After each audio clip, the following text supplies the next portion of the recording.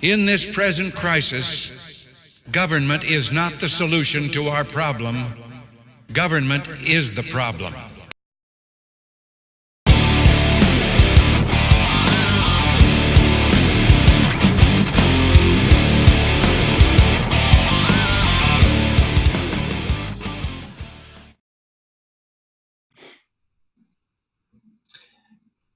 Hello, everybody. I'm Mike Marshall, and tonight I am honored to have the opportunity to talk with Mr. Mark. I am the majority Robinson. After his video, I fell in love with this guy. The way he presented himself to that meeting was just astounding. And I wish more people would step up like Mr. Robinson has. With that, he's also been nominated this year to join the board of directors for the National Rifle Association, provided that he's elected. He's one of the nominees. With that, Mark, would you give us a little background about what got you all fired up for that town council meeting, or was that what meeting was that? Let me start off that way. Well, I guess what I'll do is I'll start at the very beginning, how I got involved in all this. How I got involved, I was on social media and saw a friend, his son was firing what looked to me like an M16. And I thought to myself, my goodness, I messaged him and I asked him, I said, where in the world did you get that? And he told me how he acquired it, told me that his exact words was that he built it and piece by piece. And he told me that was the best way to do it. And then I started looking into it. And, you know, these guys that own firearms, because at the time I did not own a firearm at all. Mm-hmm. They all told me, you can buy AR-15s, you could just go to the store and you could buy them. And so I started looking into buying an AR-15. I really wanted one. I wanted to add components like my friend had. So I started asking around. Everybody I talked to told me the best place to go would be the Greensboro Gun Show.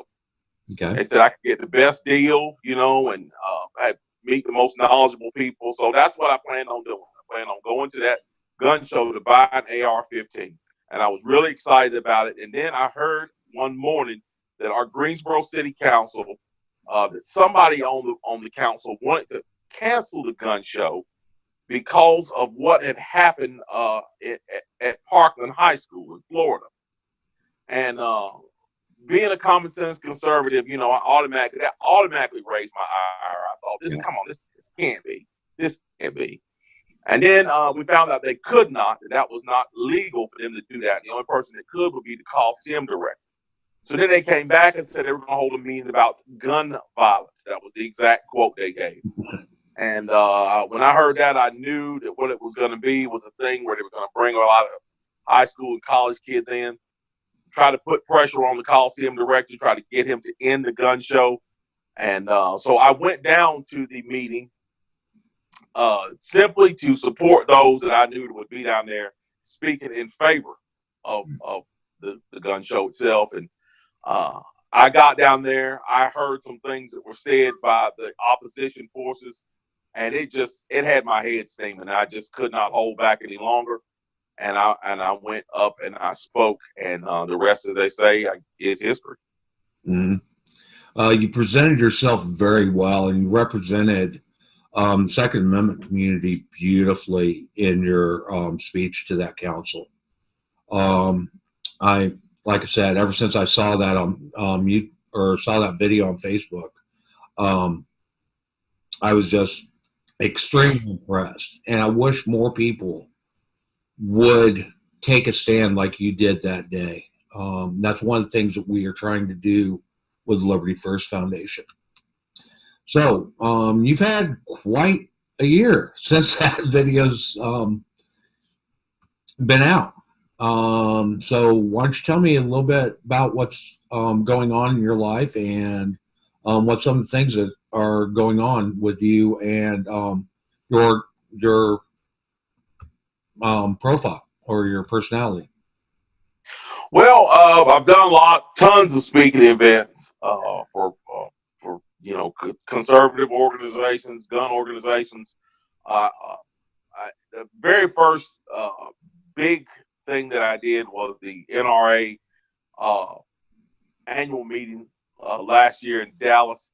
I had a fantastic time there. I was able to actually address the crowd there, and that's one of my best memories from this whole thing. I've actually been to the White House with a group with Turning Points USA. That was a fantastic event there in Washington. I've been to spoken at tons of Lincoln Reagan dinners for the GOP. I've just been blessed to be able to do so many things. Here just recently, this past week, I just got back from SHOT Show, and as you know, that is like that is a gun lovers, freedom lovers paradise. That place is fantastic. That thing, they tell you how great it is. Yeah. But you can't realize how great it is until you go. It's one of those things where you think people are pumping you up for it, and you get there and you might be slightly disappointed. You can't imagine. You cannot describe it to anybody. That place is fantastic. I could have stayed out there the entire week. I really could have. It was really great. I had a really good time out there. I've got some things coming up in Alabama. I've got some things coming up here locally. I've been super busy and super blessed to be able to help spread this message to try to keep our Second Amendment in place, try to keep our entire Constitution in place, because indeed my message is a message of freedom. So that's what I've been doing. Like I said, my hat's off to you. You're doing a great job representing the Second Amendment community and the Constitution. I do believe that that's one of the biggest problems in our nation right now is the fact that so many are ignoring the Constitution, and we need to get back to our constitutional roots. That is what made this country great, and that is what will, again, rescue this country, provided that we don't end up, provided it doesn't get destroyed in the process. And that's one of my biggest fears. That's one of the biggest reasons why I got involved with this stuff, is I just saw more and more of our constitutional freedoms being taken away from us. Mm-hmm. And these were protections that were built in by our founding fathers.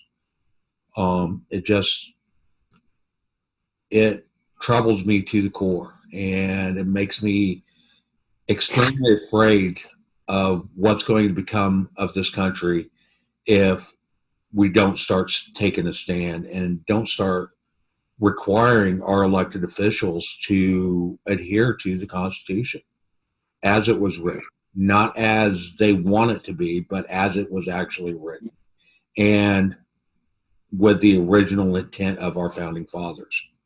They're extremely wise men, and yes, things change, but the concepts that are laid out in that document, they're timeless, and they grant the most freedom to everybody in this nation. So, what did you think when you heard you were nominated for the NRA Board of Directors? I guess the correct word would be, the proper word would be flabbergasted. I just couldn't believe it. I absolutely could not believe it. It was such an honor. It really was, to have, to be thought of in that way, and to be recognized in that way, and to have people that have done so much, indeed, for this nation. I mean, the NRA has done stalwart work for the freedom of this nation, to protect the freedoms of this nation, and to have the those who are in charge of that organization have enough confidence in me to see fit to nominate me for their board of directors. It's just overwhelming. It is absolutely overwhelming. It's something that even if I do not get elected, it's still worth its weight in gold, just to know that they think enough of me and believe that I have enough to contribute to their board of directors. So like I said, the best word I can say is flabbergasted and completely honored. Now, I think they made a good choice in recommending you that you be nominated, and I believe you will, with your passion. I think you'd make a great member of the board. Along those lines, what are some of the things that you feel they are lacking in the NRA that you would like to see? Well, the NRA, I would not dare. Excuse me, I'm sorry. What were you saying? What are some things that you would like to see changed in the NRA to help it move forward in the future? Change. I would, at this point, with my involvement with the NRA, I would not dare say they changed anything, because I'm not really privy to the inner workings and behind the scenes of what goes on, because the NRA, and one thing that people always forget is the NRA is such a big organization, and they are involved so heavily in our political realm. And when you get involved to that extent, there are no longer any real simple answers. There are really things that need to be done that take a lot of time to decide and a lot of effort to decide. And you can't make quick, hasty decisions, because if you do, it could really cost you big. So there's absolutely nothing right now that I would say they need to change. Maybe some things I might think they need to change, but that would only be an opinion, and it wouldn't be based on any information that I have that I would consider to be solid. If I am elected to the board and I do see that there may be some things that need to be changed, or I'd like to see something go in a different direction, of course, I'll raise my voice, I'll raise my concerns. And as it stands right now, I think the NRA is doing a fantastic job in all aspects, especially considering the amount of attack that it is currently under, both politically and financially, from the leftists. So I think they're doing a fantastic job right now. I have no criticism for them whatsoever, because, like I said, this is a very, very, very, very complex fight that they're in, and they are doing the absolute best they can. And from what I see, they're doing a very good job.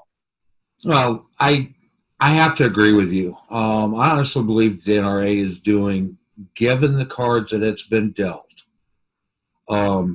through its lifetime, I think the NRA does a tremendous job in protecting our rights. I know that there's a lot of people in the Second Amendment community that claim that they're compromising our rights away. And I look at it this way, okay? They're so involved that they can see the direction that certain issues are going to take.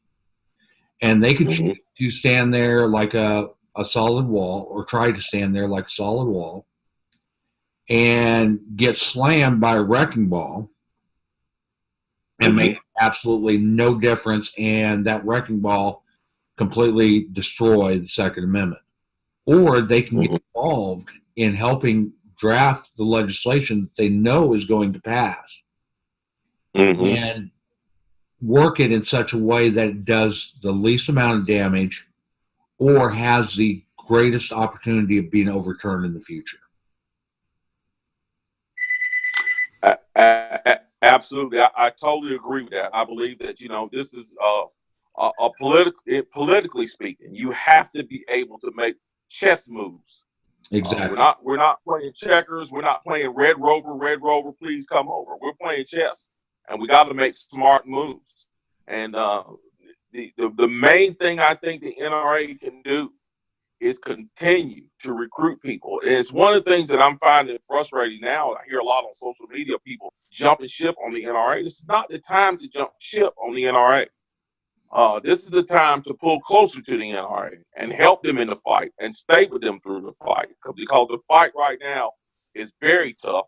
And based on some of the individuals who've been elected into Washington over the past in this past election, the fight's going to get a lot tougher. So we need to stick with them, and we need to help them continue to fight, and we need to help continue to bring people into the NRA, new people into the NRA, because that's what's going to make it more popular, more powerful, is when we have that base of people who join and join forces with them. I can't tell you how many times. Just today, I was wearing my NRA cap out today, and at least 6 people stopped me to talk to me, either about the NRA or firearms or both. So this is an issue that people want to get involved with. People want to have their Second Amendment rights. People want to be armed to protect themselves. People want to enjoy these shooting sports. And I'm telling you, without the NRA there, we have lost a huge part of the Army that's fighting this battle politically. No, I completely agree. And I think we should be involved with every gun organization that we can, okay? And not only belong to them, you actually need to take action, okay? You need to volunteer. You need to help out. You need to help recruit new members. You need to go out there and be at the meetings, okay? Work with them when they have some type of campaign going on. Work with them. Do whatever you can. Step up and lead. Yes. If your area doesn't have a strong leader, step up. Fill those shoes. Get in there and do whatever you can. Because honestly, when it comes right down to it, okay, it's great that we have organizations like the National Rifle Association or the Gun Owners of America or Second Amendment Foundation or even as new as we are, the Liberty First Foundation. Yes. However, an organization is there to organize its members into a course of action. Now, whatever that action may be. It takes the members stepping up in those organizations to actually reach the goals that the organization has set. Okay? And those goals are set by its members. Now, if you are not active in whatever organization you're involved with or association that you're involved with, then you have no room to complain. Regardless of whether you're paying your dues or not, you have no room to complain because you are the one that can make the difference. Okay? You won't do it sitting on your couch. That's exactly right. That's the one thing that I've learned. I learned from the city council experience. One of the things, because I didn't explain this, the morning of that meeting, the morning the meeting was supposed to take place, I heard about it while I was getting dressed for work. And I had to work 10 hours that day from 6 until 4:30, and the meeting was at 6 in the evening.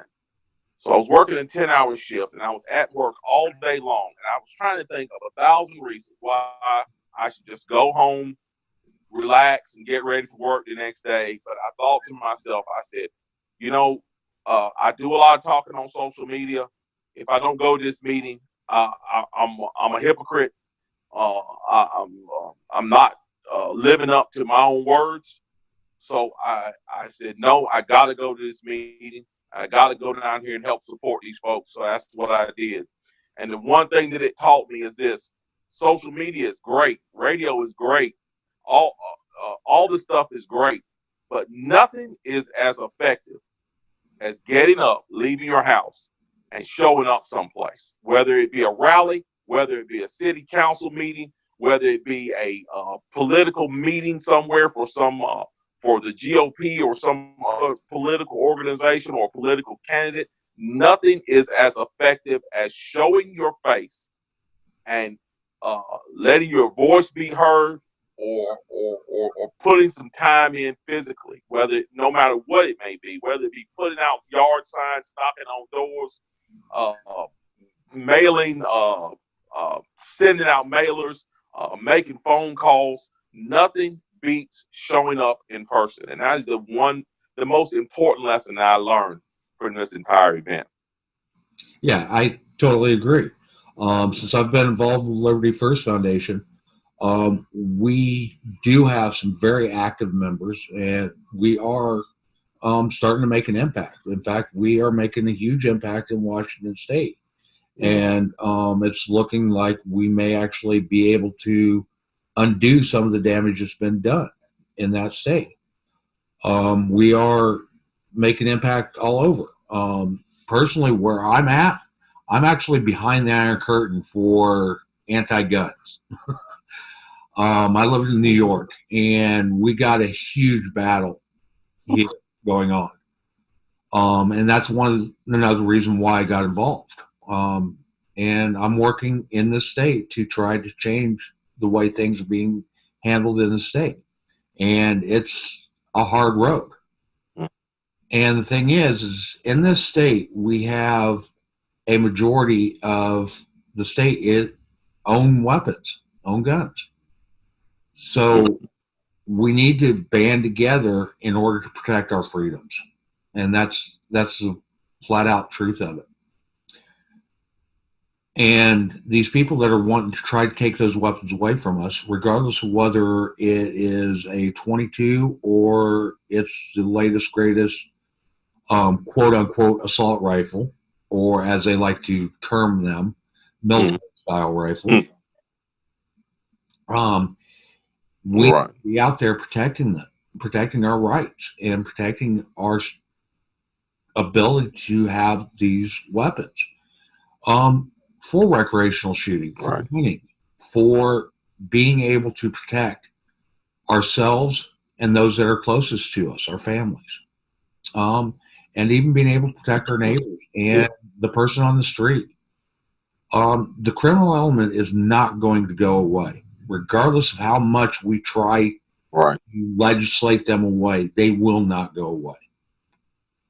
From the beginning of time, we've had crime, and it will last until the end of time. So why are we making it harder for the people that try to live according to society's rules to be able to defend themselves against those elements that wish to take advantage of those people?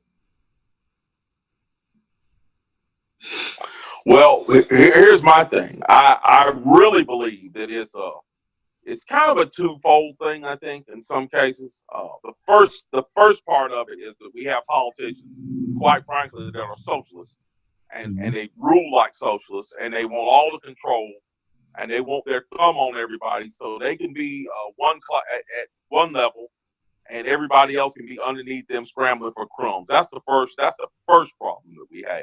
Right. The second problem that we have, and this problem is more insidious because it's somewhat accepted in our society, and that is just flat out lazy politicians and cowardly politicians who are afraid to stand up and say what needs to be said to the criminal element, do what needs to be done to the criminal element, but instead take their wrath out on ordinary citizens, because that is the easy and expedient thing for them to do. It's easy and expedient for them to kick the ordinary law-abiding citizen in the teeth and take away his AR-15. It's much easier to do that than it is to go in and get the criminal element and take away their rights. So they take the easy road. And it's very sad that they do take the easy road. We see that a lot.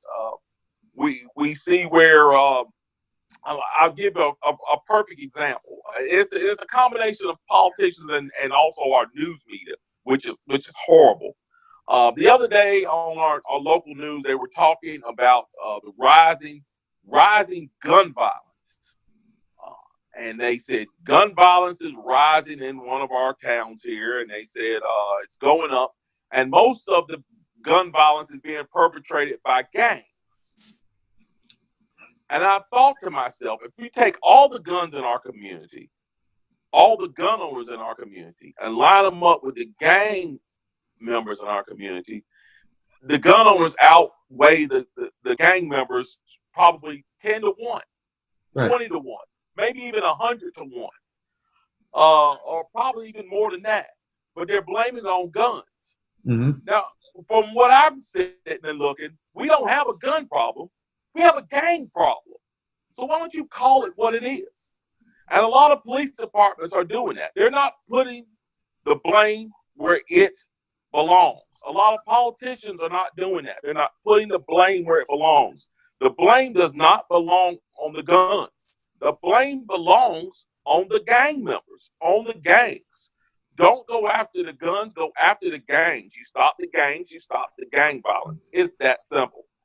You leave the law-abiding citizen armed, you take the gang member off the street, your gun violence goes down. Right. Well, they've actually shown in several studies, okay, that with a higher prevalence of gun ownership, violent crime is reduced. Okay, CDC studies showed that. The FBI's done a study that showed that. And honestly, I work with law enforcement pretty closely. I work on their radio systems and so forth. So I know a lot of people that are in law enforcement. And a majority of law enforcement, I'm not going to say all law enforcement, but a majority of law enforcement actually want the citizens armed because they understand one thing. They cannot be everywhere at all times. Period. They just can't be. They are a reactionary force. Okay? The actual true first responder is us. That is absolutely correct. Yes, sir. It's not law enforcement. It's not the military. It is the everyday citizen. And if we look, a lot of catastrophic events have been stopped because there was an armed, law-abiding citizen on site. And if we take away those guns, we're going to see these tragedies expand exponentially.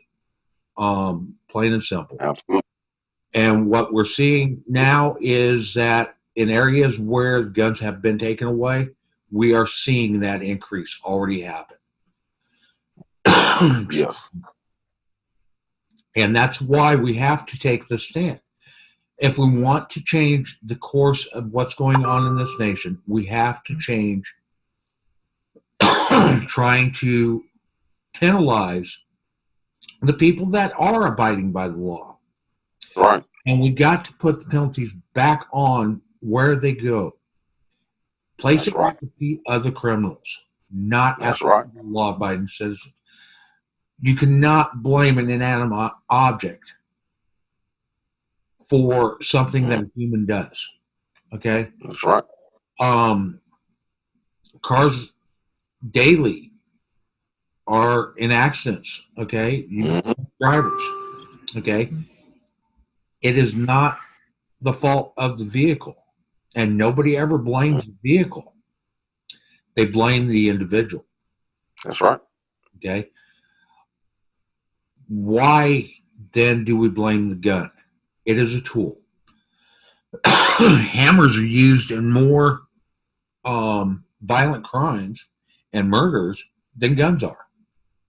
But we don't see a push to ban hammers. Right. I think part of it is this whole argument that guns are made.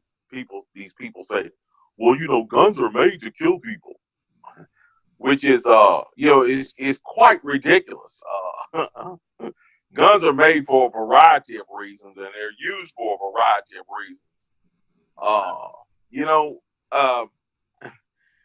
What it all boils down to is this: there are a lot of people out there that don't like guns. There are a lot of people out there who do not like our Constitution. There are a lot of people out there who want this nation to be, like Barack Obama said, fundamentally transformed. And they just simply want these rights ended because they believe that a socialist utopia is on the horizon. And the way to get that socialist utopia to come up over the horizon and shine brightly across America is that if all the so-called lunatic gun owners are stripped of their weapons and bow down and worship the God of Marxists, of cultural Marxism and socialism. So it's not really that they don't know these things. It's not really they don't know that the gun is just an inanimate object that's not going to hurt anybody, and that guns actually save more lives than they do take lives. It's not that they don't know these things. The thing that they do know is this: as long as we have these weapons at our disposal, we can protect ourselves from the tyranny that they have on our horizon. And that is why they demonize these guns so bad. No, I couldn't agree more.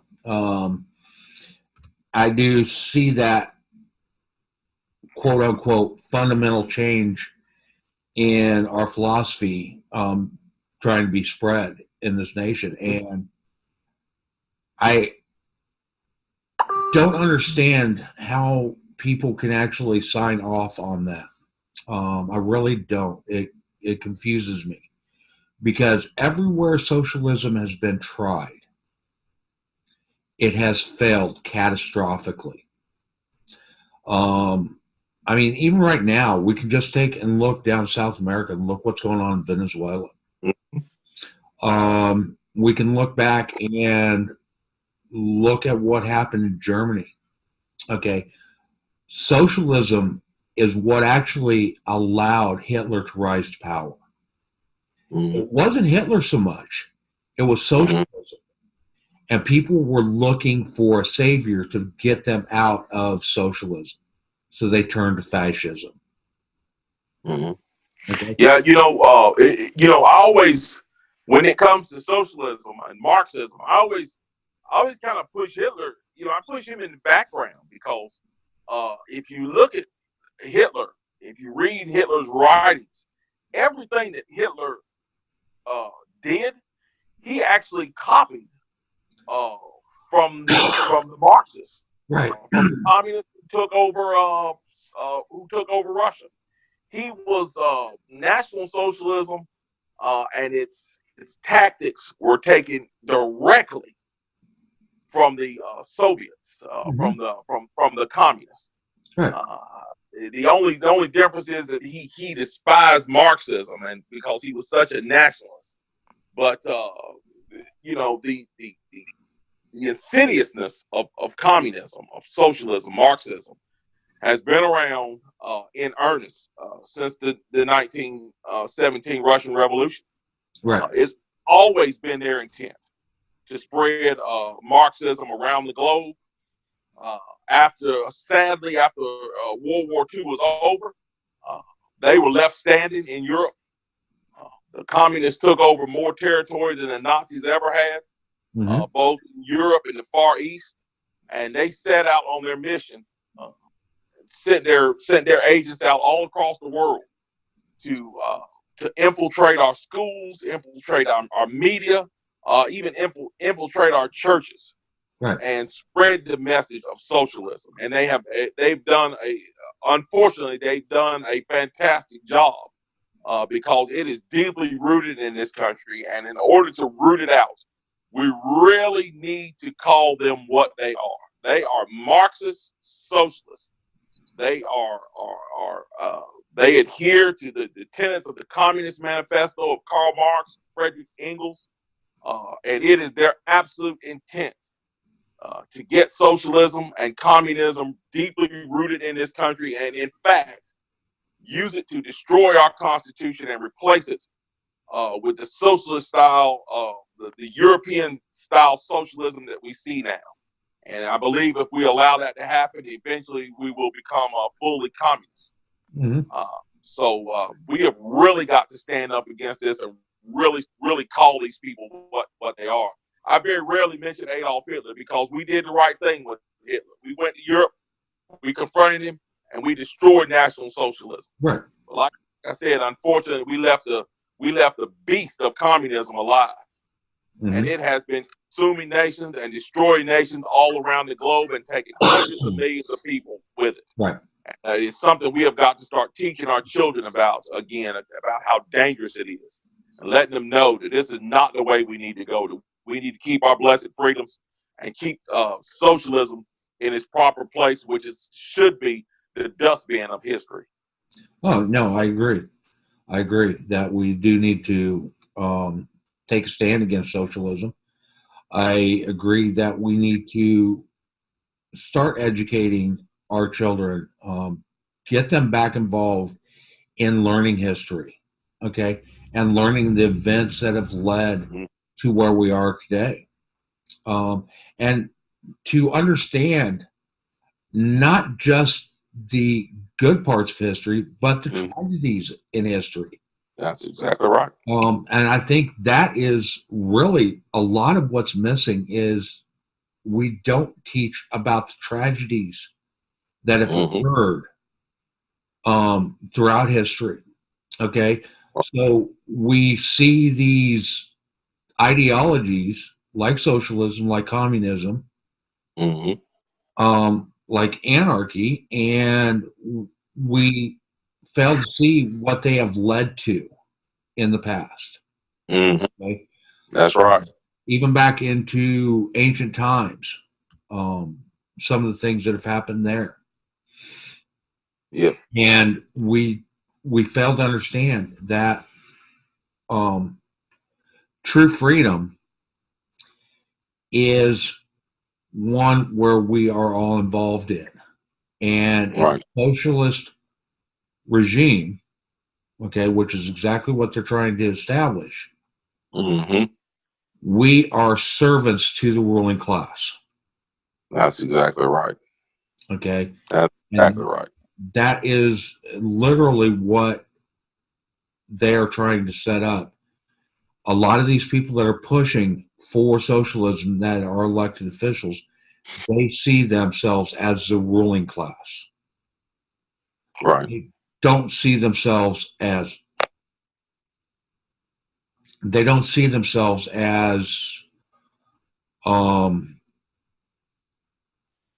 representatives. Right.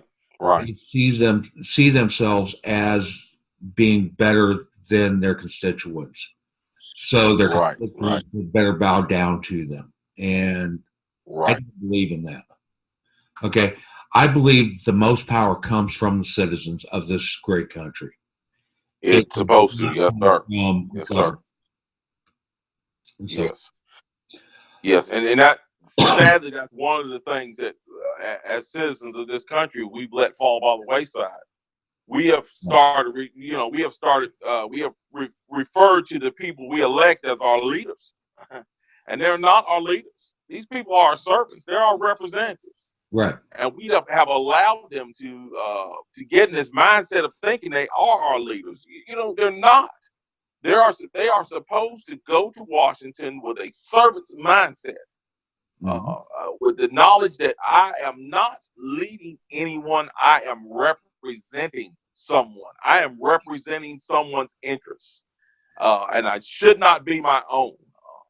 I should be representing the people who elected me. And as citizens, we have allowed these folks to think of themselves as leaders, and to act as, in some case, as dictators who are going to tell us what they're going to do instead of ask us what it is they want us to do. Right. And we need to reverse that. No, I completely agree. And that's what a lot of this anti-gun legislation is leading to.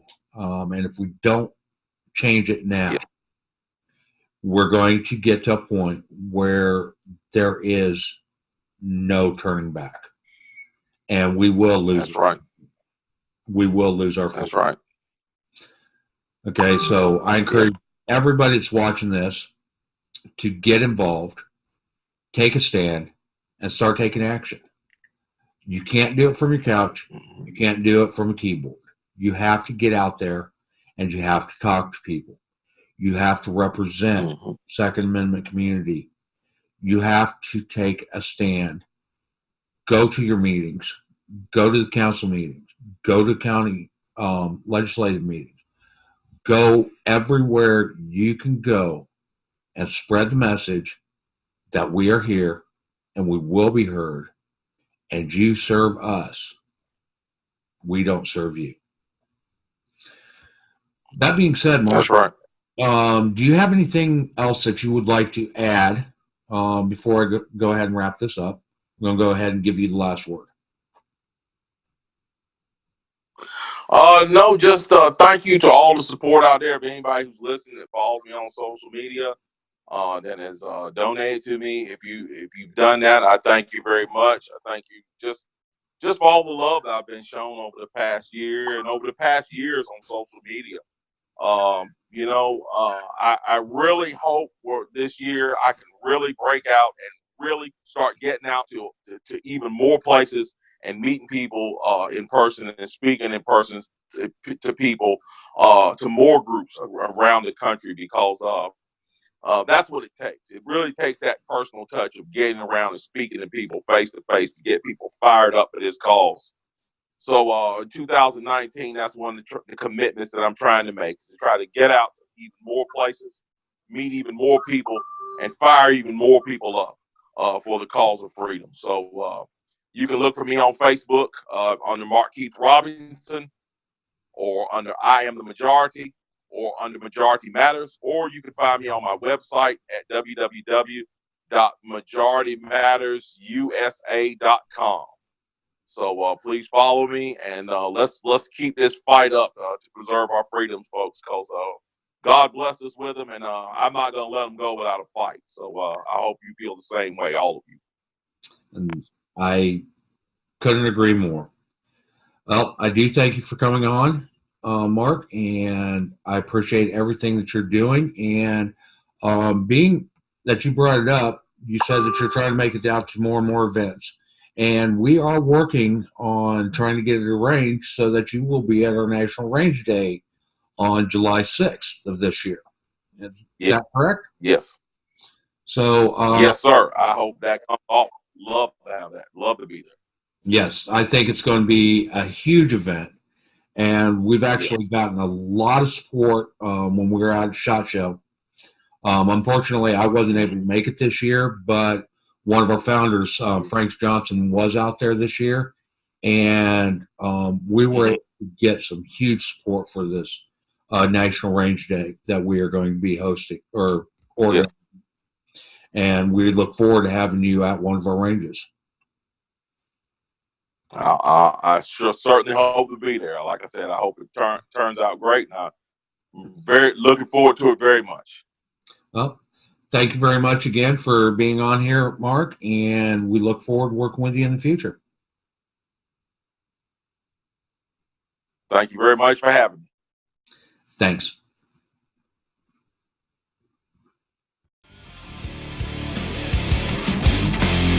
Well, I think it's time we ask ourselves if we still know the freedoms that were intended for us by the Founding Fathers. Senate rights, when politicians take from you and me the very liberties that set us free.